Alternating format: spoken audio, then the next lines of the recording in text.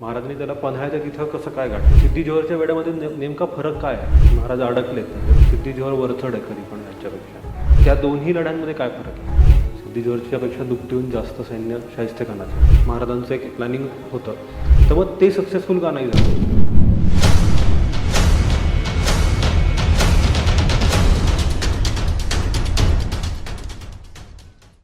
नमस्कार. वी कॅन्डिडच्या शिवरायांचे कैसे वागणे या पॉडकास्ट सिरीजमध्ये आपल्या सगळ्यांचं स्वागत आहे. मागच्या एपिसोडमध्ये आपण शिवरायांनी केलेल्या वेगवेगळ्या पद्धतीच्या लढाया आपण सरांकडनं समजून घेतल्या होत्या.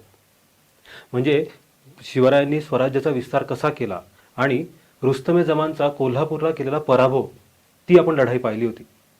महाराजांचं इकडं वाढलेलं स्वराज्य ह्याचा आदिलशाहावरती परिणाम झाला आणि त्यांनी महाराजांविरुद्ध मोहीम उघडली. तर ती मोहीम नक्की काय उघडली होती हे समजून घ्यात आजच्या या एपिसोडमध्ये. सर, या एपिसोडमध्ये तुमचं स्वागत आहे. नमस्कार.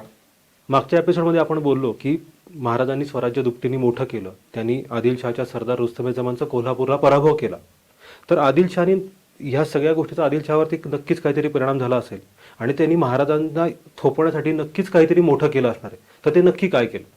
अफजल खानचा पराभव झाल्यानंतर विजापूर तर दरबार थक्क झाला, अत्यंत दुःखात बुडून गेला.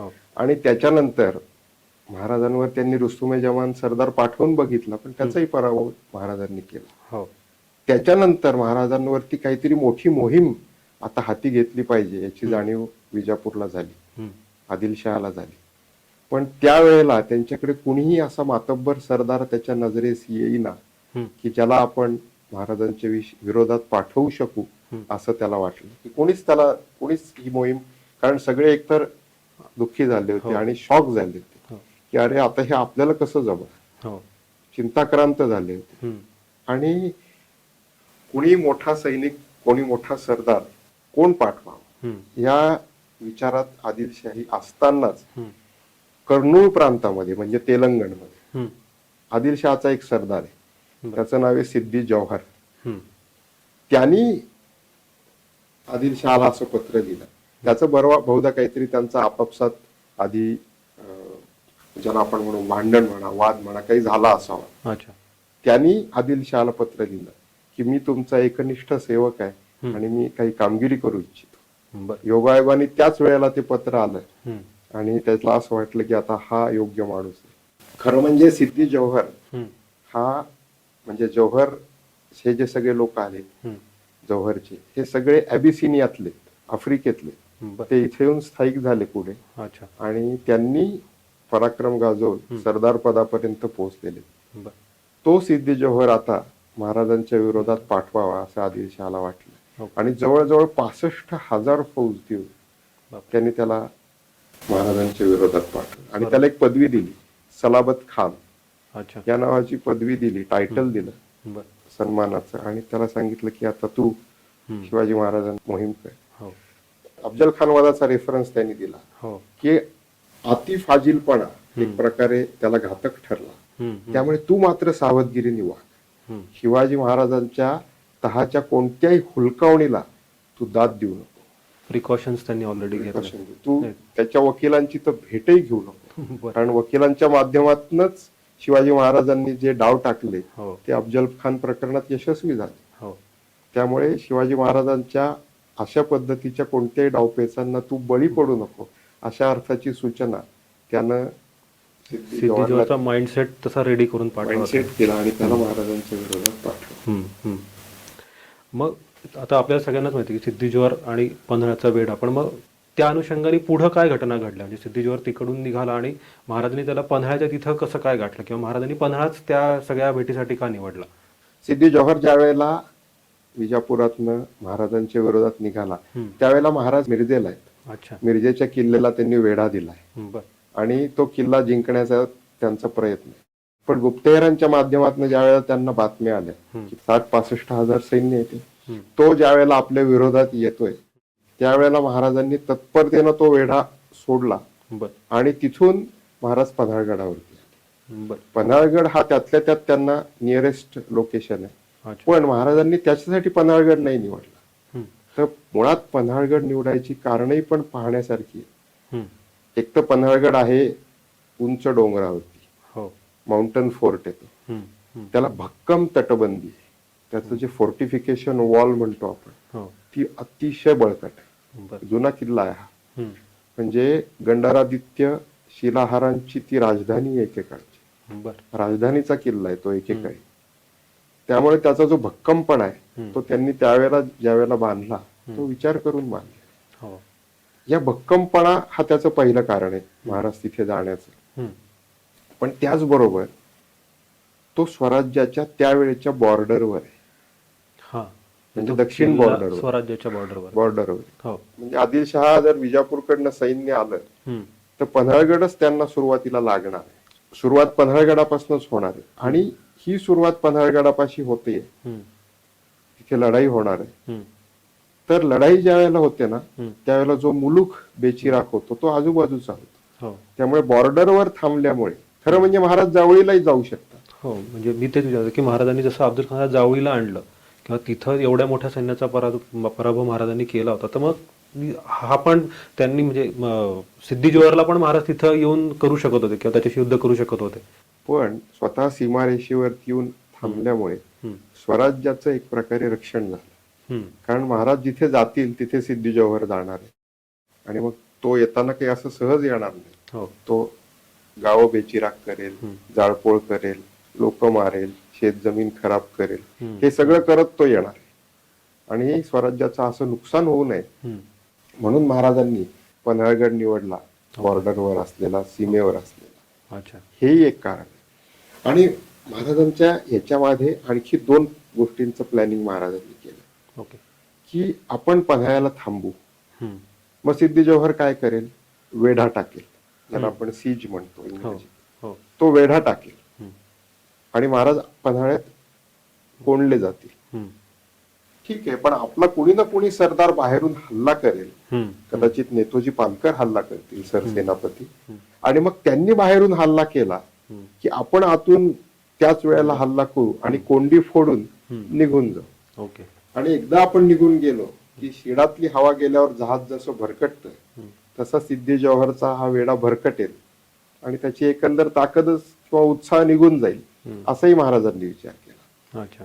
आणि हे जर नाही जमलं तर पाऊस सुरू होतो त्या भागामध्ये. महाराज ज्यावेळेला पन्हाळ्यात अडकले ती तारीख आहे मार्च महिन्यामधली. गुढीपाडव्याच्या दिवशी 2 मार्च या दिवशी महाराज पन्हाळ्यात अडकले.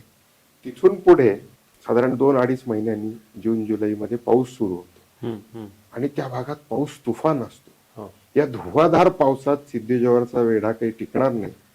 तो सहज नॅचरली म्हणा, निसर्गता म्हणा, तो उधळला जाईल आणि मग आपण निसटून जाऊ. ही महाराजांची त्या मागची योजना. सगळा विचार करून महाराजांनी पन्हाळगड, म्हणजे महाराजांनी या सगळ्या गोष्टीचा ऑलरेडी विचार करून ठेवला होता. जसं महाराज पन्हाळ्यावरती गेले त्यांनी विचार केल्याप्रमाणे ते घडलं. त्यांनी सिद्धी जोहरनी तिथं वेढा दिला. पण मग मला असं विचारायचं की जशी अफजल खानाची फौज आली आणि महाराजांनी त्याला जावळीमध्ये आणून त्याचा वध केला, त्याच्या आणि ह्या सिद्धी जोहरच्या वेढ्यामध्ये नेमका फरक काय आहे? म्हणजे त्या दोन्ही लढ्यांमध्ये काय फरक आहे? याच्यामध्ये एक तर सिद्धी जोहरचं सैन्य हे संख्येने जास्त आहे. दुसरं म्हणजे महाराजांचं सैन्य हे एकत्रित नसून विभागले आणि तेही रणांगणावर वेगवेगळ्या ठिकाणी लढतंय. दोरोजी कोकणात आहे, नेतोजी पालकर पलीकडच्या बाजूला. मागच्या एपिसोडमध्ये आपण म्हणलं की त्या तिन्ही फ्रंट एका वेळी चालू आहेत, तिन्ही फ्रंट चालू आहेत.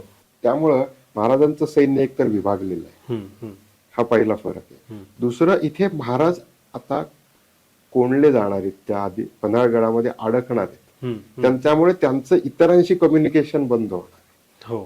बरोबर. जावळीच्या खोऱ्यात तशी परिस्थिती नव्हती अफजल खानच्या वेळी. महाराज इतरांशी बोलत होते, व्यूहरचना आखत होते आणि त्यांच्या व्यूहरचनेनुसार स्वराज्याचं सैन्य हे आदिलशहावर तुटून पडणार होतं किंवा पडलं. इथे महाराजांच्या इन्स्ट्रक्शन सैन्याला मिळणार नव्हत्या त्या. बरोबर.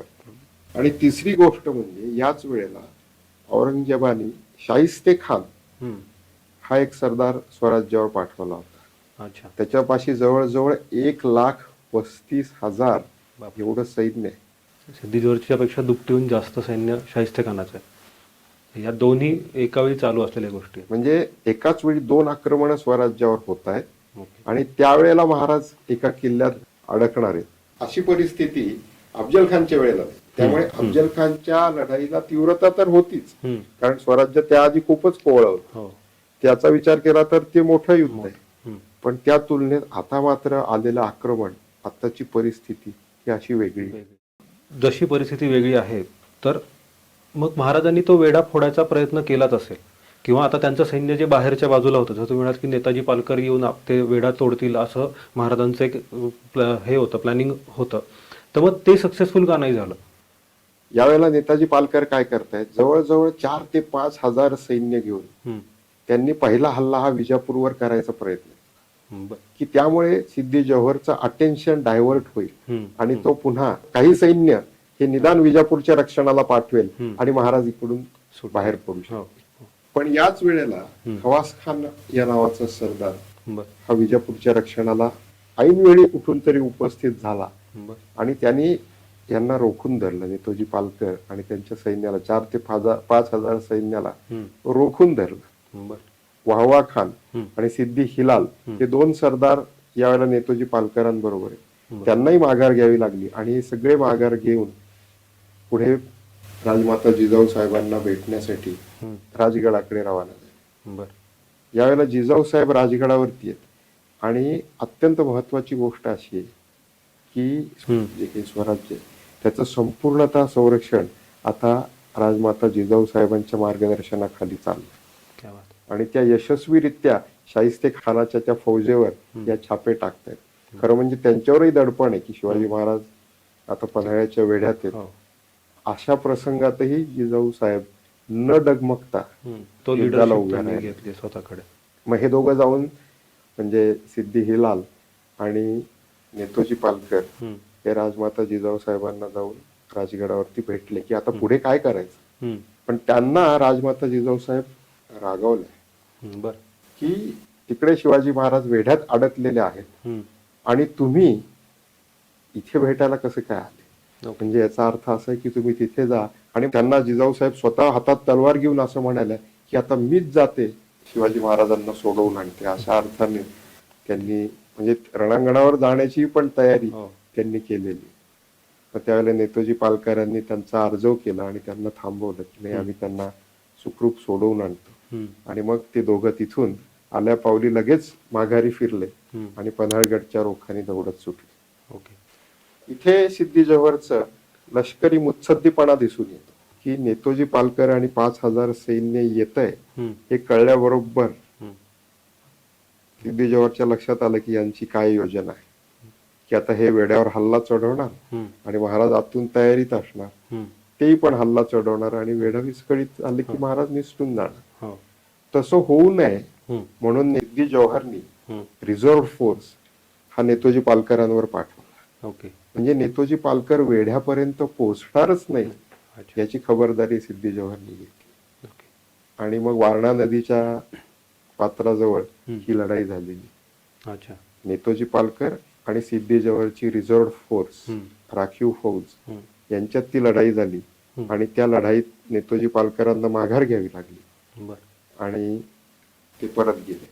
महाराजांनाही ते दिसतंय की अरे आपली कोणती तरी फौज येते, ती खरं म्हणजे तयारीत आहे. पण ऐन वेढ्यापर्यंत ते पोहोचू न शकल्यामुळे महाराजांचाही निरुपाय झाला. म्हणजे महाराजांचा हा जो अंदाज होता की कोणी हल्ला चढवेल आणि आपल्याला निसटता येईल, त्याच्यामुळे महाराजांचा तो जो प्लॅन होता की आपण स्वतः आतून वेढा फोडायचा प्रयत्न करू आणि बाहेरूनही तो फोडला जाईल, तो एक्झिक्यूट नाही झाला. तर मग त्याच्यापुढे महाराजांनी असं काय युक्ती केली किंवा असं काय त्यांनी प्लॅनिंग केलं की त्याच्यातनं महाराज त्याच्यातनं निसटून बाहेर पडले. त्याच्यानंतर महाराजांचा आता दुसरा जो भरोसा आहे तो पावसावरती, की आता लवकरच या भागामध्ये पाऊस सुरू होईल. कारण त्या पन्हाळगडच्या आणि कोल्हापूरच्या प्रांतामध्ये पाऊस तुफान पडतो आणि त्या पावसामुळे सिद्धी जोहरचा वेढा विस्कळीत होतो. पण सिद्धी जोहरचं लष्करी मुत्सद्दीपण इथेही पण दिसून येतं किंवा त्याला हुशारी म्हणू त्यातली. त्यालाही अंदाज आला की आता पाऊस सुरू होईल आणि वेढा विस्कळीत होईल. म्हणून त्यांनी गवताच्या गंजी आणि नारळाची झापं मागवली आणि त्याच्या साह्याने हे जे तंबू आहेत सैन्याचे ते एक प्रकारे त्यांना छत शाकारणं म्हणतो ना, वॉटरप्रूफिंग केलं. त्याच्यामुळे आता कितीही पाऊस जरी पडला तरी वेढा विस्कळीत होणार नव्हता आणि तसंच घडलं. ज्यावेळेला खरंच पावसाला सुरुवात झाली जून जुलै महिन्यामध्ये, धो पाऊस पडायला सुरुवात झाली, पण सिद्धी जोहरचा वेढा जराही विस्कळीत झाला नाही. परमानंदांनी एक छान वाक्य म्हणलंय की मुंगीलाही जाता येणार नाही इतका हा वेढा कडक पद्धतीनं टाकलेला होता. अच्छा. म्हणजे त्यांनी म्हणजे तंबू असतात, वेढा टाकायचा म्हणजे वेगवेगळ्या ठिकाणी किल्ल्याच्या भोवती सैनिक उभे करायचे आणि त्यांची गस्त घालतात ते, आणि त्यांना विश्रांतीसाठी तंबूची व्यवस्था केलेली असते. ते तंबू आणि मग त्यांची त्याच्यामध्ये चाललेली गस्त, अशा पद्धतीने तो वेढा असतो. आतला माणूस बाहेर जाऊ शकत नाही.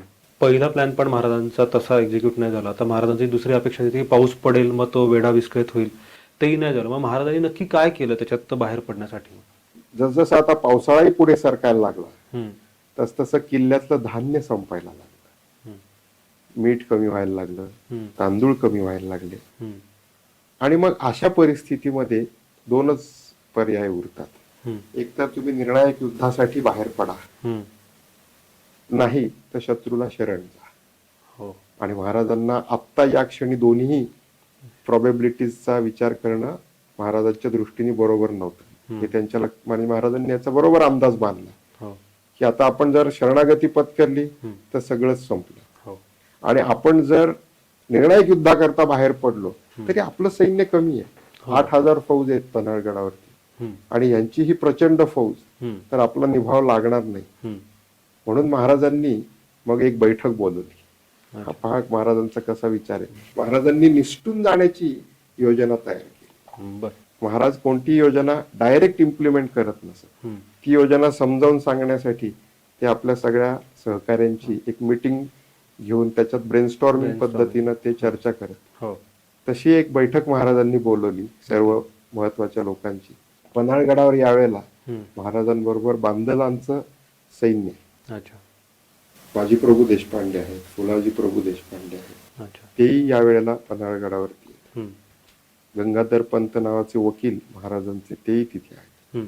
या सगळ्या मुत्सद्दी लोकांना बोलून महाराजांनी आपली योजना सांगितली, आपल्या मनात काय. आणि महाराजांचे शब्द आता उपलब्ध आहेत, त्यांची योजनाच मी तुम्हाला सांगतो. महाराज सगळ्यांना आपलं प्लॅनिंग समजावून सांगताना म्हणाले की चैत्रापासून आज 4 महिने झाले, आपण शर्थीने झुंजतो आहोत.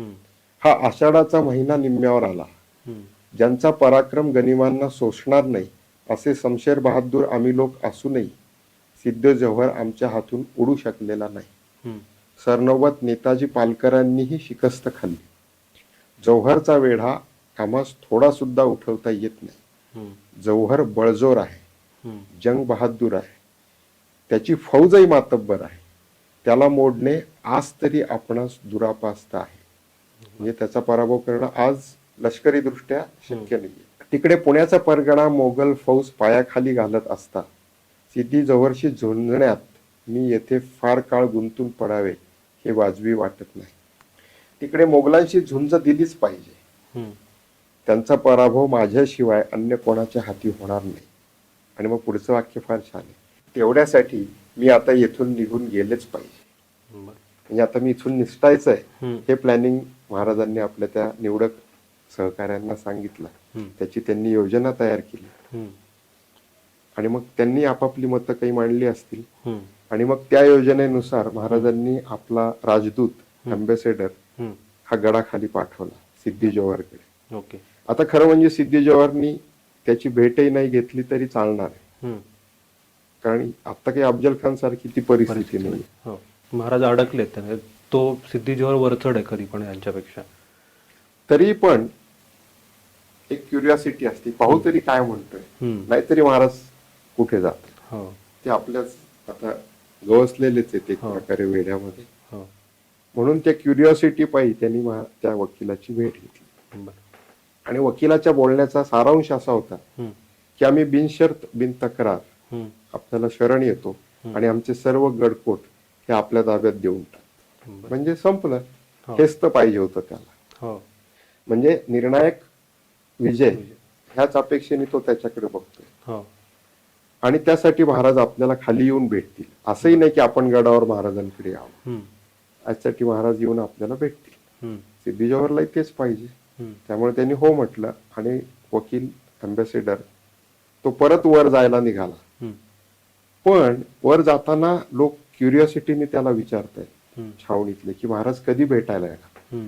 आतमध्ये त्यांनी काही वेळ वगैरे सांगितलं तसा उल्लेख नाही, अच्छा. पण लवकरच भेटतील अशा अर्थाने तो म्हटलाय. हो. पण बाहेर मात्र त्यांनी असं सांगितलं की लवकरच म्हणजे उद्याच अच्छा. महाराज बिनशर्त बिन तक्रार हम्म. आपल्याकडे येतील. हम्म. मग त्यांना ही बातमी बघता बघता त्या वेढ्यामध्ये पसरली हम्म. आणि एक प्रकारे त्यांना असं वाटलं की वाह, आता आपलं यातनं संपलं युद्ध, हम्म. आपण आपण यातनं सुटलो. हम्म. असं समजून ती बातमी कळत नकळत सगळ्या वेळ्यात पसरल्याने ते एक प्रकारे गाफील झाले. बर. म्हणजे महाराजांनी हा इफेक्ट हां. आपल्या राजदूतामार्फत साधला इल्युजन क्रिएट केलं त्या समोरच्या सैन्यावर. आणि मग महाराजांनी आता निसटून जाण्याची तयारी केली आणि महाराज मग नंतर त्या वेड्यातनं दुसऱ्या दिवशी बाहेर पडले. अच्छा. म्हणजे महाराजांनी एक प्रकारे सिद्धीजोरवरती तो डावपेचच खेळला आणि त्याच्यातून महाराज त्या वेढ्यातून निसटले. महाराज वेढ्यातून तर निसटले आणि पुढे महाराज पावनखिंडीकडे निघाले. पण पावनखिंडीमध्ये गेल्यावरती पुढे नक्की काय झालं, त्याचे वेगवेगळे पैलू काय आहेत हे पाहूयात आपण आपल्या पुढच्या एपिसोडमध्ये. तर पाहायला विसरू नका वी कॅन्डिड या चॅनलवरती शिवरायांचे कैसे वागणेचा पुढचा एपिसोड. थँक्यू.